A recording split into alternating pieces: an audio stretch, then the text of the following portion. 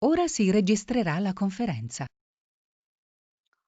Okay, welcome everyone. I see some people that never came to the Thursday meeting, so welcome tonight.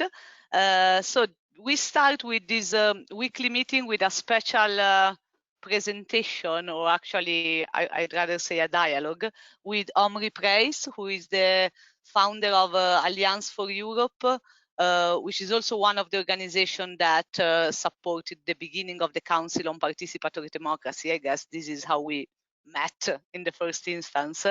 And Omri is here tonight to show us, to give us the background story and show us an instrument which is an ethical social media intelligence tool, let's define it in this way, that could help in promoting and creating meaningful interaction for the stopglobalwarming.eu European Citizen Initiative.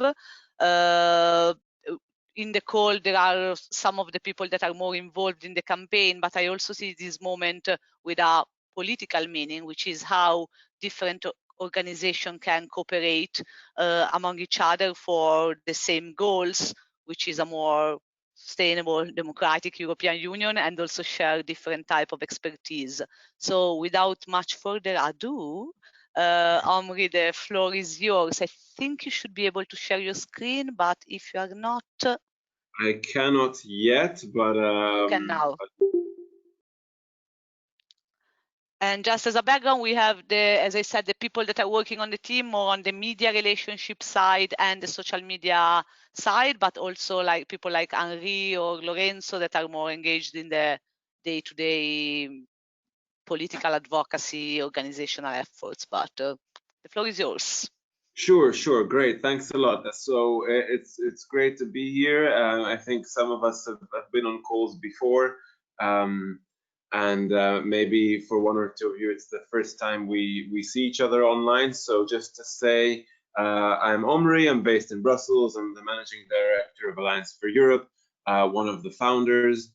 And like Virginia mentioned, what we do at Alliance for Europe is we want to promote civic engagement for democracy and fundamental values in Europe. We want a more democratic and functioning European Union to protect against the kinds of threats that we're seeing, and we want to enable civil society at large to be able to achieve these things and to achieve them together with different sectors of society. Now, what we've been doing is essentially developing civic tech tools to basically technology that enables citizen action, citizen participation, citizen engagement.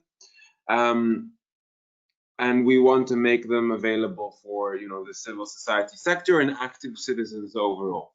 Now, this brings me to the work that we've been doing on digital communications and also specifically social media intelligence.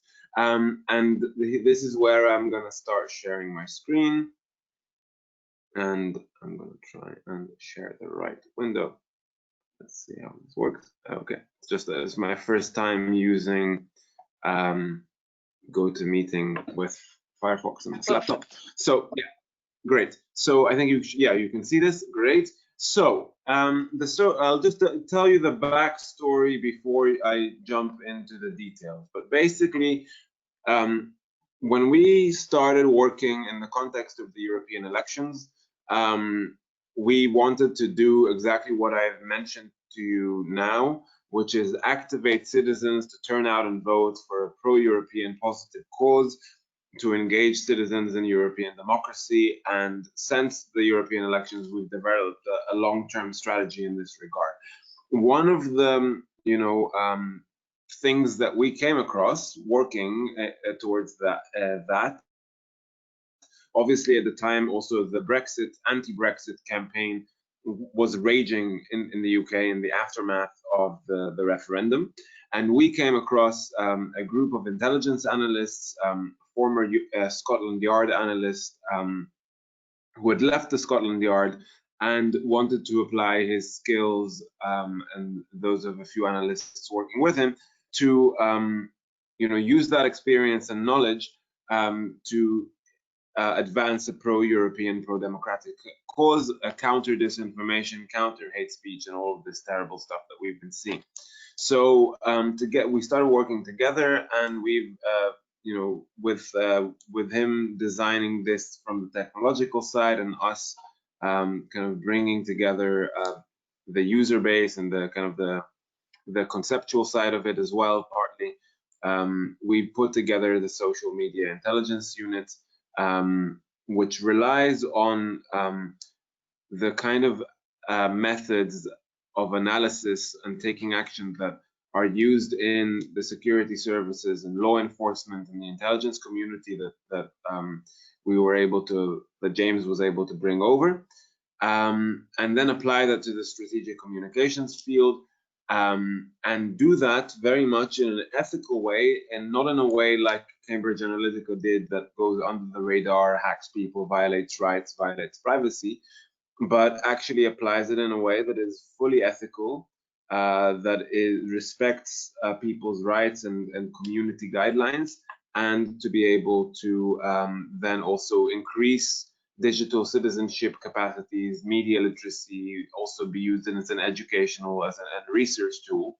And so essentially, through these expertise that we've developed with these intelligence analysts, bringing this methodology and this education, this experience on board, we are able to then provide something that normally exists, for very, very expensive corporates behind black boxes where these kinds of tools are not available. And so what Virginia and I started talking about is essentially how can we work together to support some of the campaigning that you do with Eumans, and working on climate, obviously is a very important cause. And maybe, I'll show you a little bit more of the platform right now and what I'm talking about, and then we can get more to the modalities of how we can work together and how it can support you and so on. So basically, what you're seeing on the screen right now is a map of Europe. Each one of these little people is an account, basically, a social media account, and it is, as you can see, you can click on it and you see some very key indicators about who it is. It's you can see this page in Poznan has been active recently. You can visit it. You can see the level of engagement and stats around it. If you go a little bit further, you can see, for example, here in Munich, you can see the CSU is having a very good day. The bigger the icon, the more traction that they have, basically. So you can see that on most days, the far right and essentially the conservative right in what essentially you can normally see is that the far right overall is having a much better time on social media than progressive causes. I think CSU recently has also been more successful in this kind of thing. And what we do essentially is map out the whole of Europe in this regard. It goes country by country on Facebook. These are all Facebook accounts. And we have been building up German, British, Polish monitoring capacity. You can see that in France and in Spain we're coming up. In Italy, it's been a bit of a struggle. We really need Italians, and we'll come back to this a little bit later. Then we have the Twitter sphere. So on Twitter, we have much more global coverage. And I'm apologizing here. I'm going to move the GoToMeeting icons around because I'm trying to see my own screen here. So yeah, here, for example, if you want to track what MEPs are saying on Twitter, for example, then you can take a look and you can see what are the key hashtags, what are the key elements being discussed, you know, just a very quick overview. And let's say you want to track what MEPs are saying on Black Lives Matter. So, you know, you just look it up and you can see this, you know, just in the last day, basically, so since yesterday. Then, for example, when it comes to, I'm just trying to get over this. How do I move this? You can minimize it if you want, Omri. I'm trying to just see how to, I'm just trying to scroll through my tabs on my screen. Okay. So yeah, so then if you want to look at top posts, for example, in on the European right, just monitoring the far right, for example, you can see just the latest posts that are happening. You can see that Matteo Salvini is like one of the most effective communicators on the far right in general. In Europe, he's just, you know, he puts out a lot of very far-reaching communications. And then we're also monitoring, you know, members of parliament in all kinds of countries. I'm not going to go through all of the different things you can do on the platform, because you can do quite a lot of different things, but I think that's less the point. Just this is about giving you a taste of what it does. You can also see, for example, ad spends on Facebook, like who's spending money. We've been seeing that, you know, Ben & Jerry's has been doing very well on their ad spends recently. But you can see also, you know, the liberal German think tank here. You can see all kinds of major actors. You can see Greenpeace and so. So the idea behind all this, basically, is that what this gives you is an overview of what is happening in the conversation, right? And you can see here, this is the page, the Polish page that I clicked on earlier, and you can see that it's a women's rights page, and actually that's a very good thing that they're having a good time on Facebook right now, because, you know, we've been working with some of the Polish women's rights people. So basically, what this does is it gives you an overview of what is happening on an issue. And essentially, it lets you know where the key moments are that you should engage, which audience you should be engaging with, how well you're doing compared to the opposition. And it basically boils down a lot of information so that you can take the effective action, basically. The idea would be to basically see how we can make your campaign as Eumans more, you know, just how you can use this tool to have a better, more impactful time, and how we could potentially work together in this regard. What we want to do is enable grassroots actors to operate more, you know, with these kinds of tools. And we just need to find the right kind of dynamic, basically, that works for you. And maybe I'll leave it here and just let's have a discussion, and we'll get to the details, or we'll just talk further. Let's say, you know, details. Thank you, Omri. I don't know if the others have questions. I have the first one, which is I'm playing around with GoToMeeting icons, so I'm just sorry if I'm looking a bit. But no worries. So I have a first question to kick off, which is, can I search about any topic? Like, so I can search about climate crisis, for example, and I would get the result on that, or the data are injected on subject that you guys decide? Like, how does it work if I want to narrow on a specific topic? Yes, so there are certain tools in here that where you can search any topic, basically, and it will give you basically what's happening. So this is now this is a tool called SMAT, which allows you to search several platforms. And this is a tool that is plugged into the SMU. We didn't build this ourselves, but someone we know built it, and it's plugged in here. And this enables you to see what words are being used with climate. So let's say you want to structure your upcoming actions, and what hashtags contain climate. So you can see climate action bill. You can see that the debate 2020 that occurred over this time period had some traction. I don't know why Turkey is on this, but maybe I'm missing something.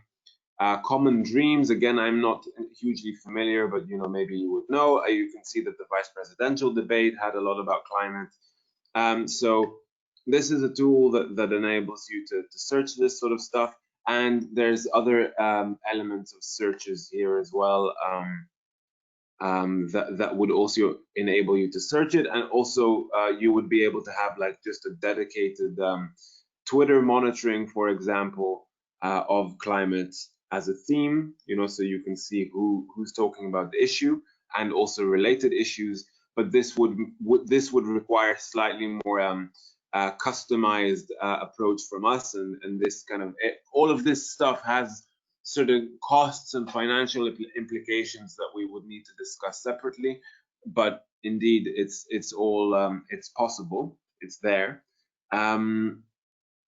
And then with regards to the Facebook coverage, we are tracking all kinds of accounts that talk about all kinds of things, and we definitely want to increase our coverage of accounts that also talk about climate. So yeah, I hope I answered your question in a not too confusing way, but from what basically there are several ways to search on a theme on the platform, depending on what you need to find. I hope that helped. Thank you. So we have, in particular, I think Antonio, Stefania, everyone, of course, is welcome to ask questions, but maybe those who might be more, even Octavian, maybe for some activities, but those of you who might be more involved in this type of activities, I would be interested to know Yes, your take. I had one question. Apart from the software, it's really it's amazing the job you've done here. But can you make some sort of prediction, or just analyzes the present, what is currently happening and what happened in the past days or weeks? Thank you. Yeah, no, this is a fantastic question. You're clearly thinking in a good direction here. It's something that we've also been doing quite a bit of. Essentially, the analyst that we're working with, James, he part of his sort of claim to fame is he was able to generate models in the Scotland Yard and the police service in the UK that were able to predict based on online data where burglaries were going to occur, for example, or to be able to use data to predict upcoming events. And this sort of spread and predicting trends and how trends are going to spread is something that we have focused quite a bit on, and we're looking to do that more and better. So over the summer, we published a report on how the far-right movements, alt-right, are attacking Black Lives Matter online. And then in the past months, we've seen, with everything that's happened in Michigan and so on, we've seen that a lot of these groups that we highlighted in the report, like the Boogaloo Boys and Proud Boys and so on, have become more dominant,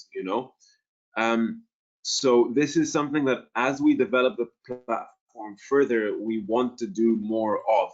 And what we have seen over time with disinformation flows is that, they often, let's say, a flow of disinformation starts off in Russia and then, goes to Romania, Poland, and then spreads to Italy and spreads to Spain and so on. This is something that we want to be able to give an alarm on.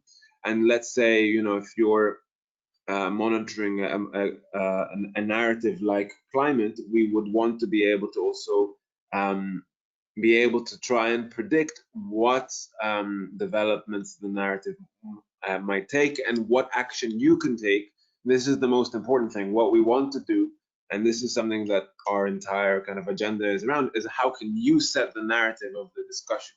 You know, that's the point. So that's what we want to get to, and what we're doing essentially. Thank you very much.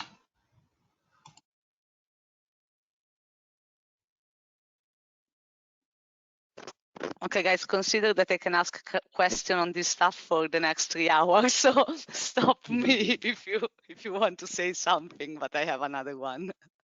Sure. Okay. You mentioned the ability to act on specific trends or items or things like that.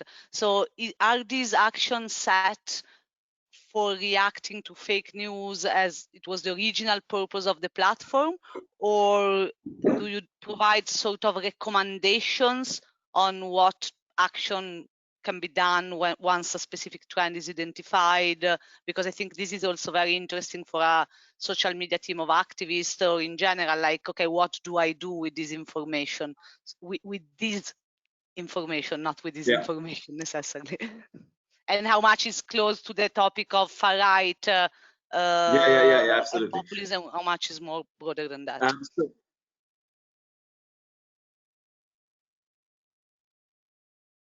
Yeah, so I mean, this is quite broad. I mean, so disinformation is still information, right? So it's it just has a purpose of misleading you, but it's still content that you're seeing. So it operates according to just any other rules of content. So essentially, what we would like to do is, and what we're doing, you know, applies to basically any theme. And what we would do is then see how you could shape a narrative on climate, you know, and how you can engage your audience and how you can decide what audience to engage. So if you're trying to reach out to, let's say, a male working class audience in the east of Germany that generally doesn't really believe in climate and doesn't really care about the issue, let's say, I'm just giving a hypothetical example, but you have decided that you want to get to change their attitudes or to engage them in some way with your climate campaign.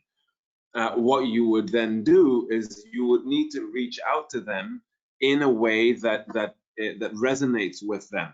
So you probably need to look at what the AFD is doing, for example, to reach these people, and then to be able to use the color pattern, use the type of emotive arguments that they are used to, that they understand, to be able to reach out to them in a way that where you're speaking their language, you know, because and I think one of the big weaknesses of a lot of the, you know, people like us, you know, kind of civil society organizations that are very passionate about our causes. We have all, you know, we have a background in similar universities. We have a background in, as you know, we have our international relations degrees, social science degrees, whatever we studied. We all watch, you know, The Daily Show or something, and we understand each other's language, but we don't necessarily understand, you know, some of the audience that we're trying to reach. So this is exactly where you go, right, this is the audience I've decided that I want to engage with. This is the kind of action that I want to engage them on, and this is the way to actually cut through to them. So so this is something where, you know, using some very basic metrics on this platform is something that you can design better. And you're not doing anything immoral you're not micro-targeting, you're not taking anyone's data that you shouldn't have. This is publicly available data. You're just speaking the language that people understand, you know, so you're basically engaging them in dialogue in a way that you know, actually relates to them.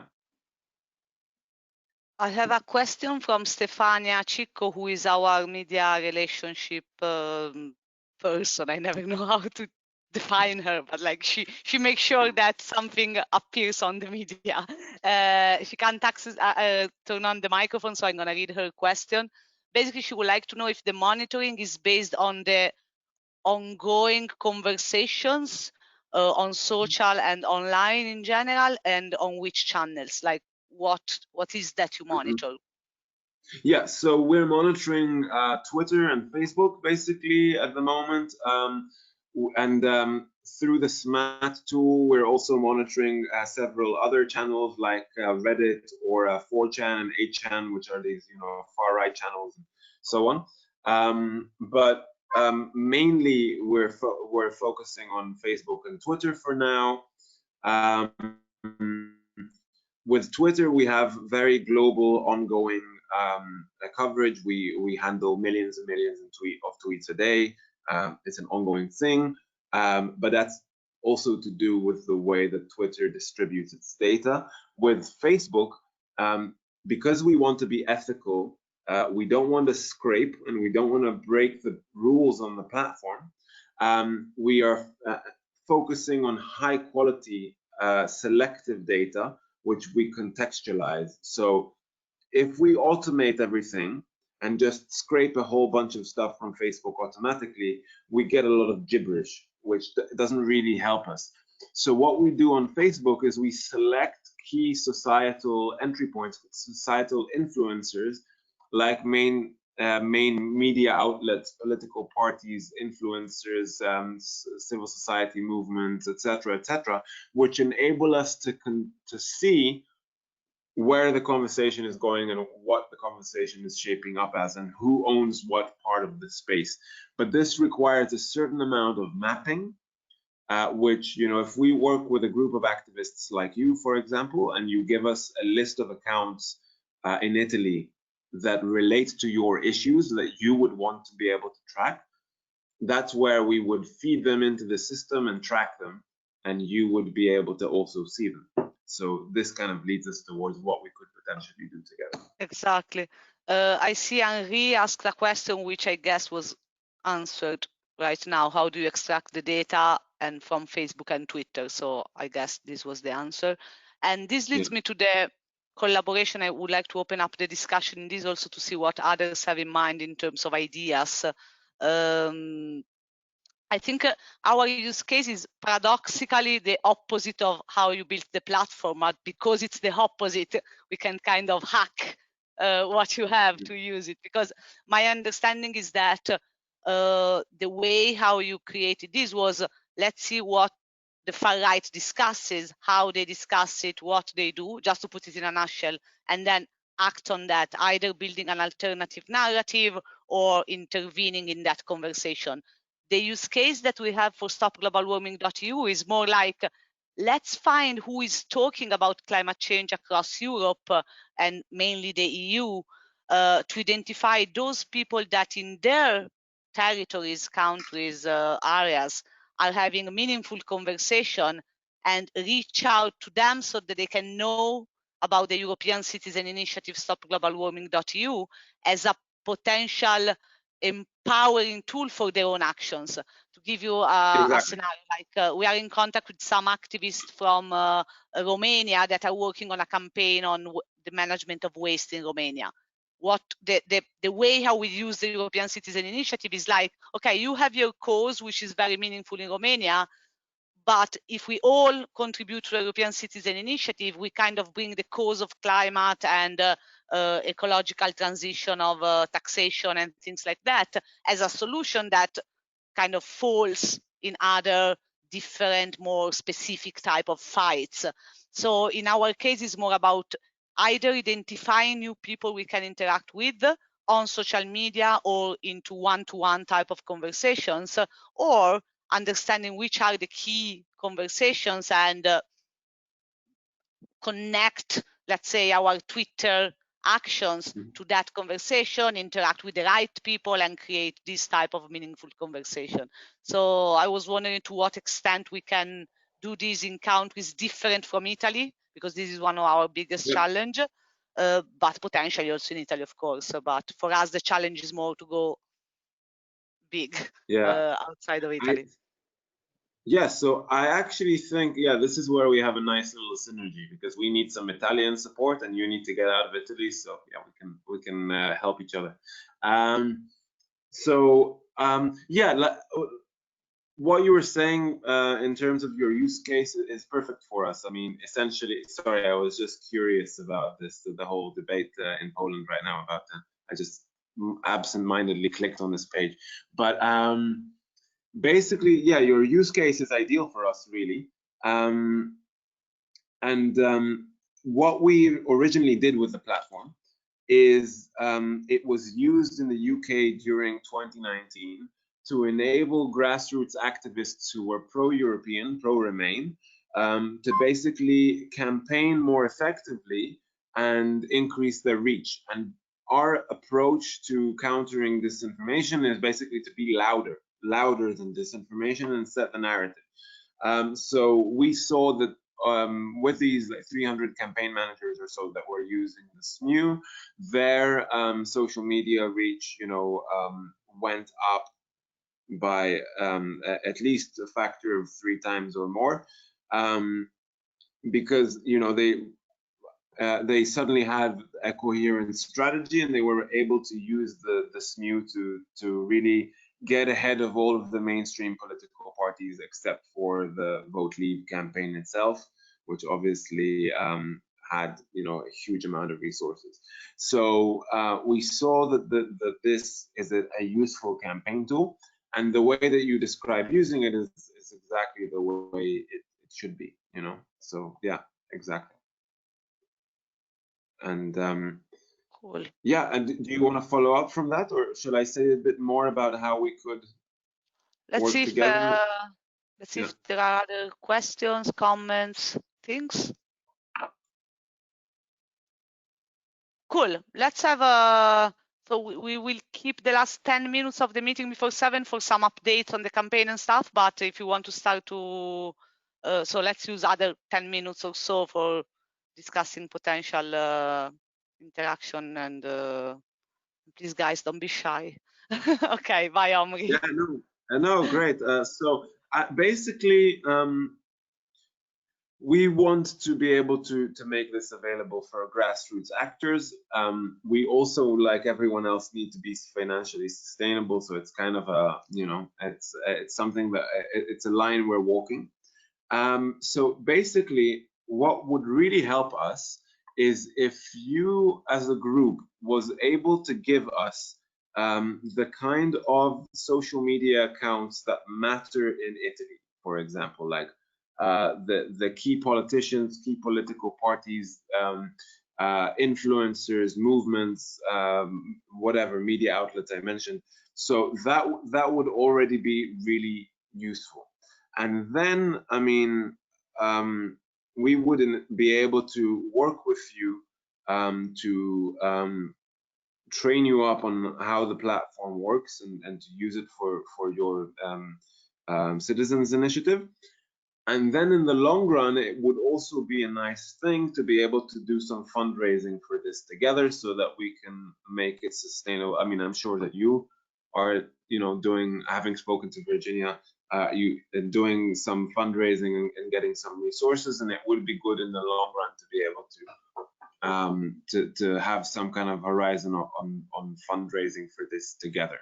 And we can figure this out as we go. The first step, I would say, is if you can help us build a bit of some of the coverage, and we train you up and have you use the platform and so on, and we can work together on how we make it better for what you need, how we address some of your needs and so on. That would be fantastic, and it would be a good place to start, basically. And that means also that if you give us, accounts to monitor in other countries, like you want to, give us a lot of climate actors that you think are important in Germany or Poland or anywhere else, that would be useful as well. And I think it would be, yeah. So that's it's not. I'm not just asking about it. We can help you get out of it. So yeah. I see Antonio blinking. Yes, I'm back here. I was thinking so about the last thing you said.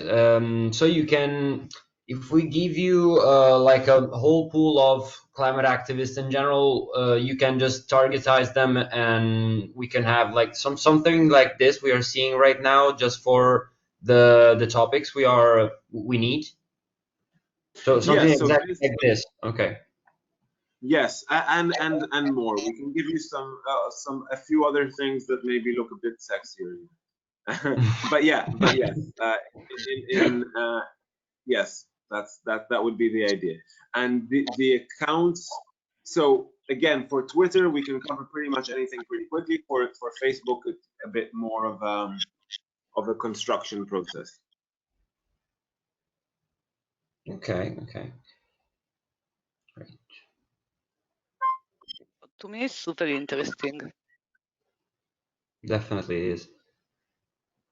Let me Cool. check on what. I don't know if Stefania has any other question from a more traditional media perspective. And maybe I have a question for you, Amri, which is you also identify articles and other type of content, right? Not only the social media conversation. I saw some elements in the dashboard, but I'm not sure about that. Like you can say this article is getting some traction or things like that. So identifying types of content is something that we're still working on, like identifying photos and videos and so on. That's something to think about. But yeah, you can certainly see what is gaining traction. In terms of articles, do you mean like in terms of tracking media? I was thinking like, because another thing is that, for example, if the news of a European citizen initiative gets into a local newspaper, for example, of course, it's very powerful in terms of the reach that they have.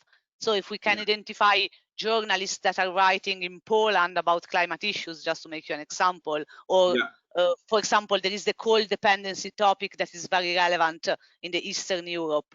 So if we could know who is talking about coal dependency and maybe the journalist, and then we can reach out to them from a mediatic perspective, press perspective or stuff like that, it's another use case. Maybe again, there is a hack and not necessarily a feature, but well, this is something, it's both. There are different ways of doing this, and for sure, on the one hand, you can track the journalists and see what they're saying. On the other hand, you can see what content is featuring as it comes. And then in turn, when it comes to actually monitoring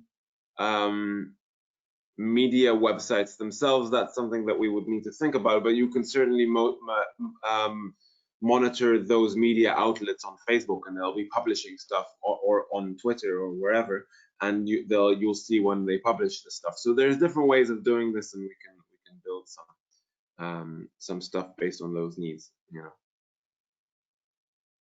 Cool. Yeah.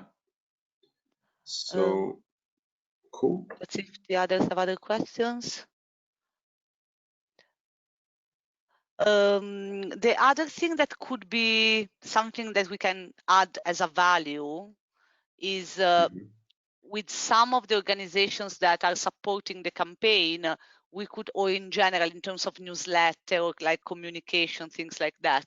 I think once we try it a bit and we use it, there are a lot of small, not a lot, some small, medium organizations that are engaging with us in the campaign, bringing their own value to that and stuff like that. So I think something that could be interesting is to tell and inform people around the Stop Global Warming campaign about the collaboration, which can bring you maybe other small organizations to use the instrument. So I'm interested to know which is your roadmap in terms of onboarding new organizations, because this is another, in terms of visibility, I think we can help. I know it's not a money, but it's no, this is fantastic. So I think added visibility and more users is great. This is basically like, it's like a non-profit startup, right? Like we need increased users to keep on improving the platform, to keep improving the design,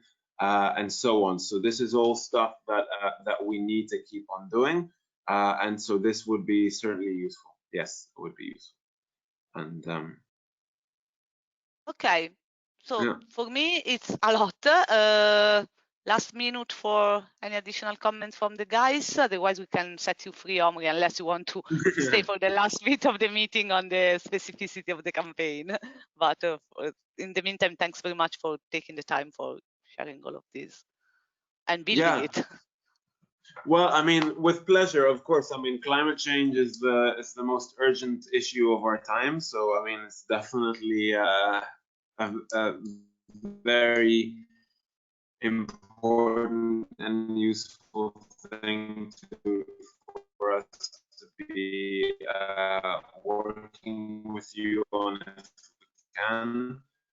But so it's a pleasure, and I think the next thing, just in terms of the next step, would be to set up maybe a follow-up call with a few of you that maybe are most interested in outcomes, that we can walk you through how to give us the input that we need, how to highlight those accounts that you need covered. And we can just do a follow-up session. It can be a 45-minute session like this one, where we just walk you through the next step, basically. So this is this would be it. So you can discuss it, see what your impression is, and you can follow up. There is a gossip question from you, from Anne Perry. Just curious, were you working with Mike Galsworthy in the UK? Yes. So Mike is one of the co-founders of Alliance for Europe. He also initiated the process. He introduced us to this, and Mike has been one of the key players behind the platform as well. And he's still kind of in an advisory role, plugging in his wisdom and experience into what we're doing from time to time. He's a very busy guy, though. He's working on the UK side of things these days. Thank you, Omri. And since Anne is mentioning scientists for EU, maybe they are a good partner for stopglobalwarming.eu as well. So just Mike has been very good at running petitions these days. So I could let's talk about that as well. We can make a connection there. Well, thank you, Omri. Thanks a lot. Great. All right, awesome. Thank you, guys. Ciao, ciao. Bye. Cheers. Bye. Looking forward for the training. Yeah, likewise. Take care. Have a good evening, guys, and we'll see you soon. Bye. Ciao. Yeah. Okay, you've all been very shy, but I love you in any case. No webcam, no words. Okay. Now, I hope you found it interesting. Maybe we can use these last 15 minutes of the meeting for some updates. I see there is Henri and Lorenzo. There is also Francesco from Volt Europe, who anticipated me a nice news. So maybe let's do a quick round on table of any kind of more specific bit of the campaign we're working on, so we are all on the same page. Okay, I have a great excuse because my camera wasn't working, so but maybe I can do it from my phone. Okay, that's okay. All your beauty, all your beauty. Yeah, not today. Anyway, since Henri is here, and I think no, Marco is no more here.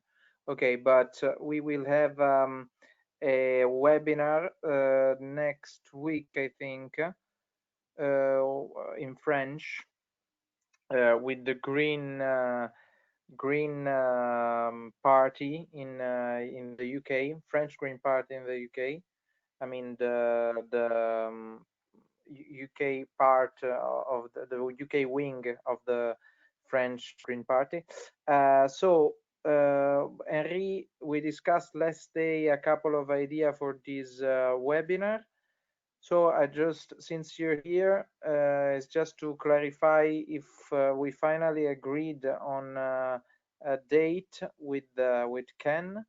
And also we ask you if it's possible to have also Monica Frassoni in the interview in order to avoid the risk of being only men. I don't know if you had any feedback from your friend Ken on those issues. Hello, everybody. So I had Ken this morning. In fact, so the thing is, we try to have the top economist in France from for carbon tax, Christian Gaulier. He's a top guy. So he said when we contacted him, he said, why not?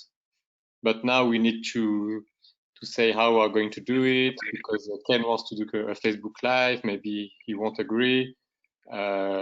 So we need to catch up with him. Ken needs to catch up with him first on the phone. He wanted to do it this week, but he said he could not have the catch up with this week. So I think for the webinar, I think it's too early next week. First, we definitely need to. Ken needs to lock Christian Gaulier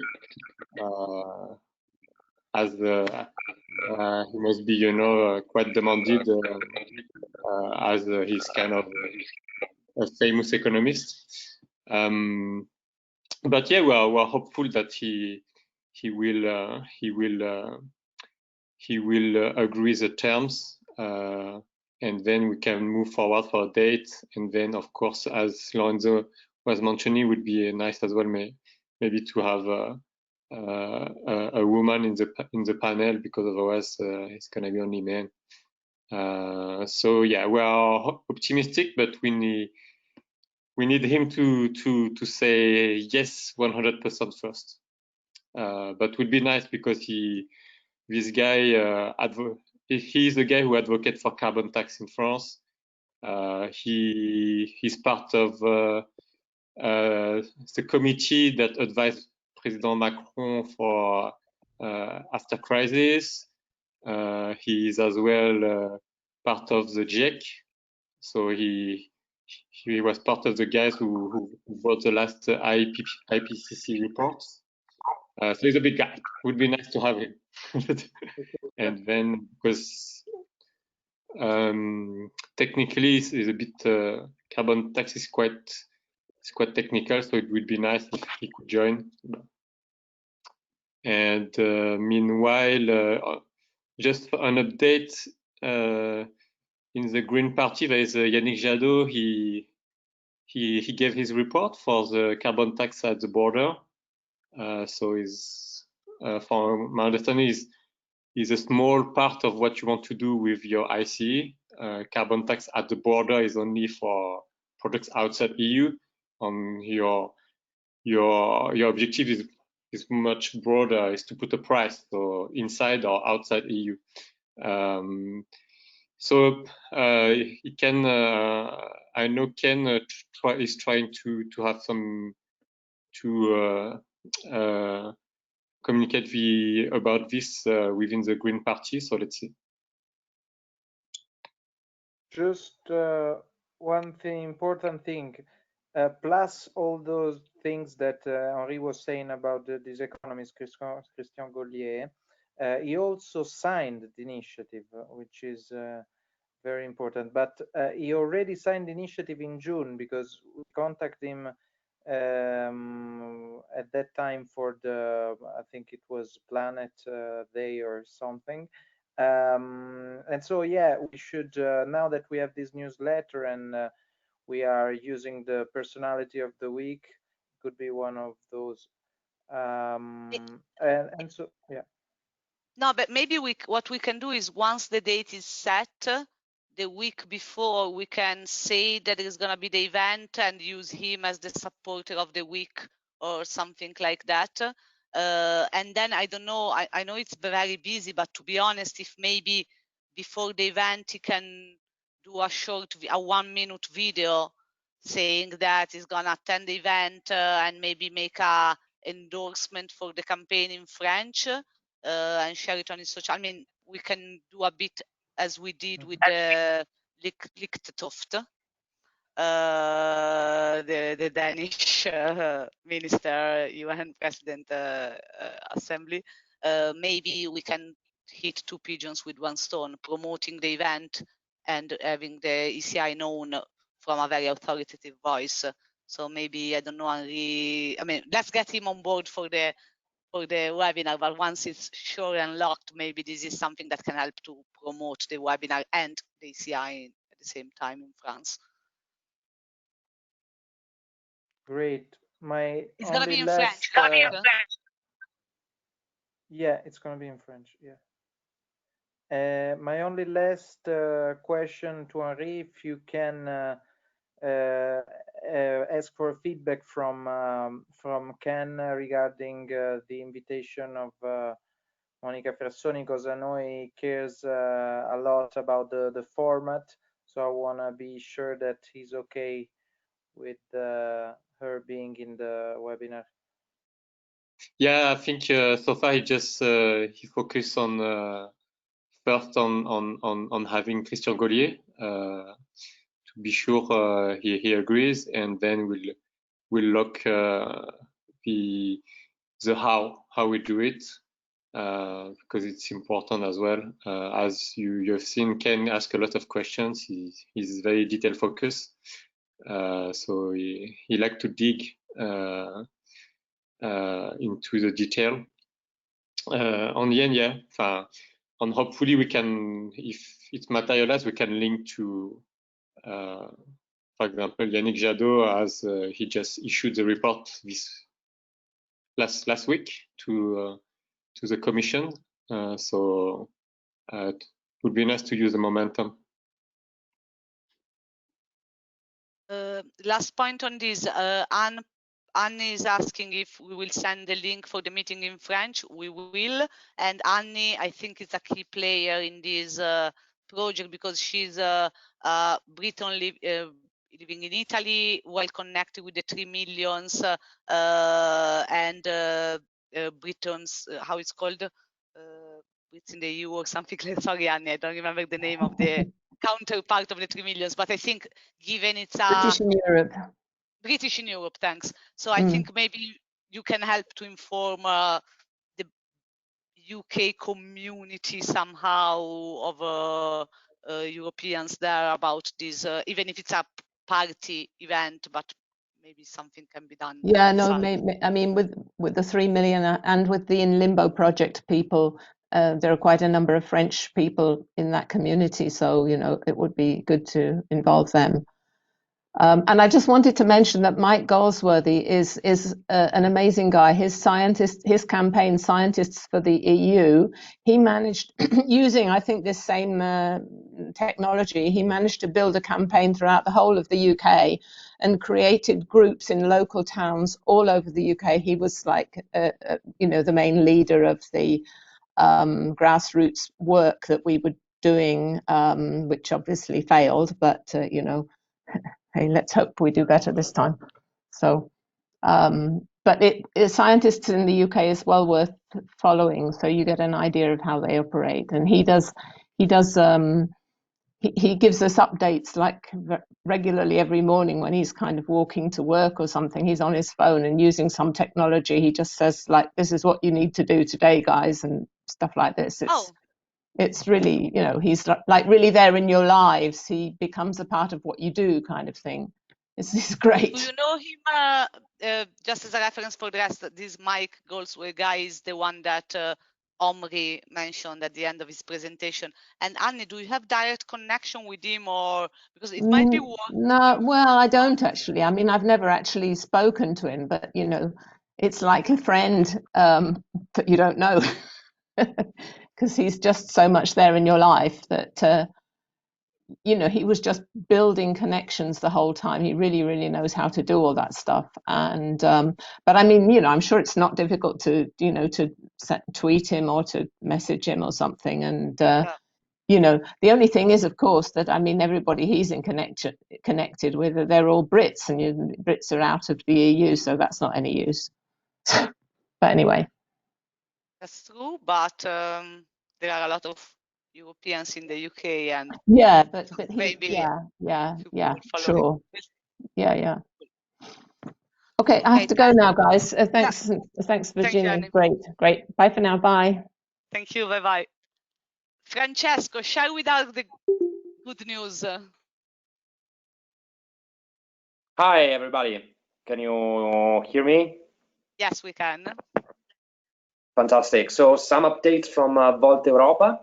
After the participation of Virginia in our last General Assembly at the beginning of the month, we can finally make it official, our support for the Stop Global Warming campaign. So this means that the Volt Europa logo can be used. We are starting an internal communication campaign inside Volters to our members with link with the video and a link to sign up to the petition. And then we are elaborating external social media communication campaign, which is gonna have the 3 ECIs that we are currently supporting all together in different formats. So I want to give you this update. I'm sorry it's taking so much time, but finally something is starting from Volt Europa as well. It's amazing. It's always quicker than the European Council, so it's still a good news. No, thanks a lot, Francesco. This is super important because it can reach a lot of EU member states, which is one of the challenge of the campaign, and Volt is super interested. So I think once the internal communication starts, so maybe we can envision some other actions. Something that I think will be greatly helpful, extremely helpful, maybe with a dedicated communication to the local coordinators or something like that, is if we manage to involve, as you probably know, we are also focused on the support of municipalities and mayors. So basically the strategy there is to have municipalities to officially support Stop Global Warming and implement the collection of signatures on the website of the institution.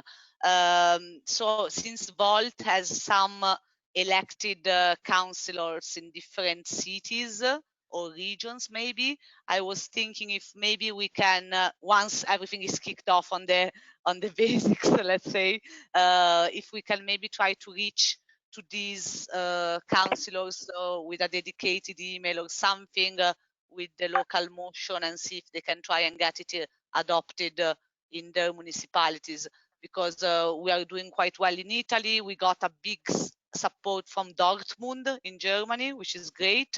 But I think if the network of Volt can help also in this more representative democracy type of bit, would be quite interesting. So I don't know if it's something we can try to do. No, and I'm going to discuss this with the communication team and the board members.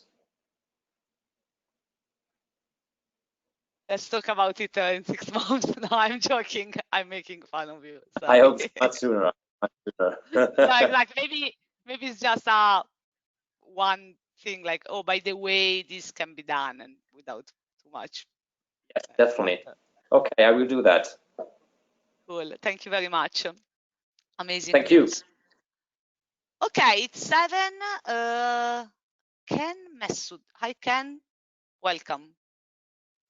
Hello. Hello. I don't know you.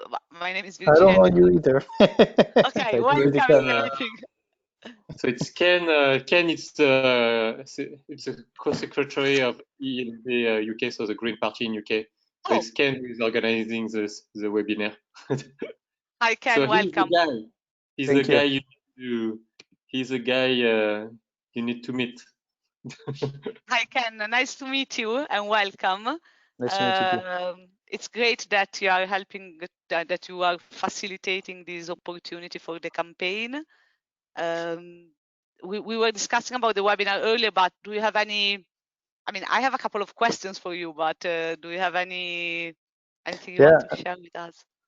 Yeah, I mean, I also have a couple of questions, but yeah, I can give you an update if you want. I mean, we haven't made that much progress so far, except that Henri has been successful in reaching out to a guy named Christian Gaulier, which is a Belgian economist, which was part of the GIEC, which I don't pronounce it right. But basically, it's a carbon tax expert. And the idea is probably next week, or I'm supposed to try to call him tomorrow, but he agreed on principle to take part in the webinar. So essentially the next steps we have now is just to get in touch with him, to present him how we want to do it, how we want to approach the teams, and just make sure he's fine having it, done with us and in the format. So that's kind of the next step. And once this will be agreed on, we'll be able to pick up a date and do it.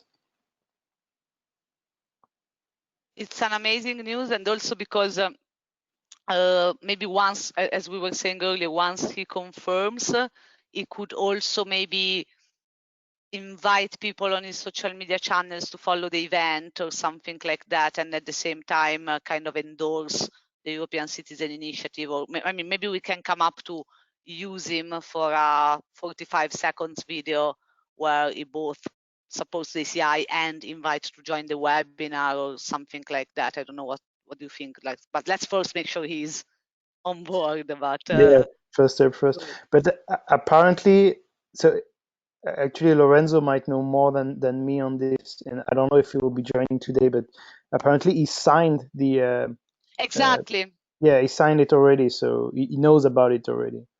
Exactly. So maybe we can. Lorenzo had to leave, but ideally we can hit two pigeons with one stone. Like once we get his confirmation, we can ask him to have a 50 seconds video where he says, "Oh, this carbon pricing is important. Sign the ACI and join the webinar on the date." Usually this thing kind of work. Can I ask you another question which is unrelated to the webinar? Is the same thing that I asked to Francesco Zatelli from Volt Europe. One of the way that we have to promote the initiative is to involve mayors and local municipalities to basically adopt a local resolution that commits the municipality to inform the citizens about the possibility to sign, I mean, on the topic of the ACI, and then ask them to invite them to sign, for example, publishing the collection of signatures on the website. This is something that has a very strong European citizenship value as well. Somehow it's the local municipality who helps citizens to use their rights, such as signing European Citizen Initiative, but also is a stand at a local level for a European policy that then. So I was wondering if, of course, if you can help us maybe to reach out to Greens mayors, if you have any channel that can be used, or maybe finding a way to have more green councillors and mayors to know about this approach. We already have all the materials. It's more about finding someone within a council that can act on this. Yeah, no, I mean, I understand where you want to get. I mean, I don't have personally contacts with the Greens, but I do know some people who are with the Green Party and which might be able to help. So yeah, not promising anything, but I can ask around me, see what can be done. But yeah, for me personally, no, I don't really have contacts. Okay. Well, everything that comes to your mind that goes in this direction is super helpful, or like, or even MEPs, even the support of MEPs is important, like to bring it to a level that is not only European, but shows basically how it unfolds into the different levels. Last thing is more technical, but since you're here, I think it's good to ask. Will you live stream on your Facebook page, right? The webinar? Yeah, I think that would be the easiest way. So we do have an ELV, Europe Ecologie Les Verts page, and the idea is to stream through this and also to communicate. Because just for background, I mean, I'm in London and I'm basically really connected with the entire so ELV, but also network of French residents abroad. So we do have a way to, when the webinar will be decided, when we'll have an agreed date, to communicate this kind of broadly across different networks across the world, like in terms of reaching out to the French community, both inside and outside. So that's what we're planning to do. And in terms, to go back to your question, in terms of what we want to do, again, this will also depend on what Christian thinks. I mean, I don't know of the fill up. I don't think it will pose a problem, but this is if he has an issue with this, then we'll have to come up with another solution. But definitely Facebook would be the easiest option and the best option really to reach out to as many people as possible. Amazing. And in case, I mean, we have a smaller reach in terms of social media, but we can also cross-post it into our social media channels and give visibility to a different audience. But Yep. if you are, I mean, something we can be happy to do it. Yeah, sounds good. I mean, Cool. yeah. Amazing. Any other comments, questions, ideas? Otherwise, we can call the meeting off. Yeah, actually, I had one question. I mean, you told me Lorenzo left. So essentially, my question is a bit in terms of the how to say. So you have your initiative, the ICE initiative, which relies on this kind of not referendum, but asking people to sign this petition. But we find out, actually, only find out last week, there is actually currently I don't know exactly what's the exact name of this, but basically in the European Parliament, there are currently debates around a carbon tax. This is happening right now, and they're planning to actually have a European directive out by next year. And my question was, what's the difference between the two initiatives? How is the ICE completing or not what's currently being discussed in the Parliament? And I just want to get a sensible idea of what you guys are putting on the table compared to what is currently being discussed at the European institution level. Does it make sense? It does. So consider that the proposal of the European Citizen Initiative is very broad and not detailed as a law. And what we mainly push with our ECI is the concept of putting a price on CO2 emissions, as well as the connection of the revenues for the ecological transition on one side and the lowering taxes for workers on the other side, which was one of the issue with Macron, basically. Like our idea is to compensate somehow and create a more just mechanism. So we are the reason for the ECI and why it will be great if it gets even more and more civic boost is to bring this idea to the tables where discussions are happening. The other thing that we are working on is to get the support of members of the European Parliament to also propose a similar approach as a parliamentary resolution. It's something that they can do. There is an instrument within the European Parliament to do that. So we're basically working on right now to create a network of MEPs that are going to push for that. So the ECI is neither in competition or an alternative to what is happening in the debate, but it's more a way to propose an approach to the European Parliament and Commission. So I am not able to give you the details on the difference between the existing debate, but I can tell you that we are doing as much as we can to cooperate with MEPs, to the one that are already working on the matter in the Parliament, and so to use it as a push, as an indication of an approach.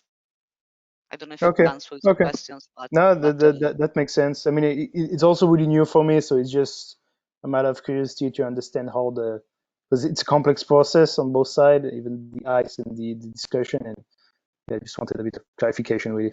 But yeah, thanks. So yeah, the approach is more like having an official boost and an official reason to push the MEPs and the Commission, because ultimately the ECI, the European Citizen Initiative, targets the Commission, so it's the Commission that then acts upon that. So that's the other difference. But if we collect the 1 million of signatures, there will be a hearing with the Commission and a hearing with the Parliament. So basically, it's a way to get a foot in the door of the two EU institutions and propose the case and push it further. But since the 1 million signature is very difficult target to reach, we also try to do as much as advocacy and traditional advocacy and lobbying type of action at the same time. Well, the good news for us is with all the lockdowns happening, people would have more time to look at the webinar. So exactly, exactly. That's the whole point. Thanks, COVID. yeah, it's not doing only bad things, but yeah. Exactly. Cool. Thank you, Ken. And let's. I mean, Henri and Lorenzo are doing a great. Well, just let us know what we can do to support, help, and super happy. And there was here with us Anne Parry, which is another Eumans activist. She's very connected with the 3 millions and British in Europe. So we might have another channel to promote the webinar once it's confirmed within that networks, and it's a good angle for integrative angle for promotion. So Perfect. Yeah, sounds really good. Great. Thanks, everyone. Enjoy your locked night. And see you next Thursday for those who want to follow us. Thank Bye, you. guys. Bye-bye. Cheers. Bye-bye. Bye-bye. Thank you. Thank you. Bye.